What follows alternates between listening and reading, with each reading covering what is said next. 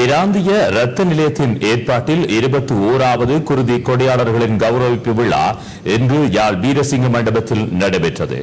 உதிரம் கொடுப்போம் உயிர் காப்போம் எனும் தொனிப்பொருளின் கீழ் 4 மாதங்களுக்கு ஒருமுறை இரத்த தானம் செய்யும் குருதி கொடையாளர்களை கௌரவிக்கும் நிகழ்வு யாழ் வீரசிங்க மண்டபத்தில் இன்று நடைபெற்றது. இந்நிகழ்வின் பிரதம விருந்தினராக யாழ் போதனா வைத்தியசாலை பணிப்பாளர் திருமதி பவானி பசுபராஜா கலந்து கொண்டு உயிர் காக்கும் உன்னத பணியாளர்களாக குருதி கொடையாளர்கள் இருப்பது யாழ் மண்ணின் பெருமையை காட்டுகின்றது என குறிப்பிட்ட வைத்தியசாலை பணிப்பாளர், மனிதநேயமற்றவர்கள் வாழ்கின்ற இந்த உலகில் உதிரம் ஈந்து மனித உலகத்தை காக்கும் மகத்தான பணியை குருதி கொடையாளர்கள் செய்து வருவதாக பாராட்டு தெரிவித்தார்.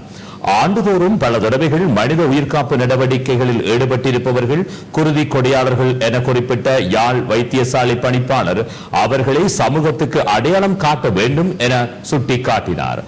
மனித நேயமுடையவர்கள் குருதி கொடையாளர்களின் குருதி கொடையால் இன்று எத்தனையோ மனித உயிர்கள் வாழ்ந்து கொண்டிருக்கின்றன எனவும் பிறருக்காக தங்களை அர்ப்பணிக்கின்ற மகத்தான மனிதர்கள் குருதி கொடையாளர்கள் என அவர் மேலும் தெரிவித்தார்.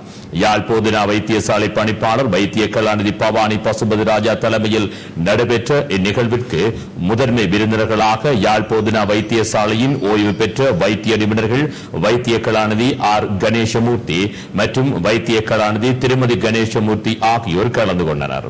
யாழ் இரத்த வங்கியில் 10 தடவைகளுக்கு மேல் இரத்த தானம் செய்த 132 பேர் சான்றிதழ்கள் மற்றும் பரிசுகள் கொடுத்து இன்று கௌரவிக்கப்பட்டனர்.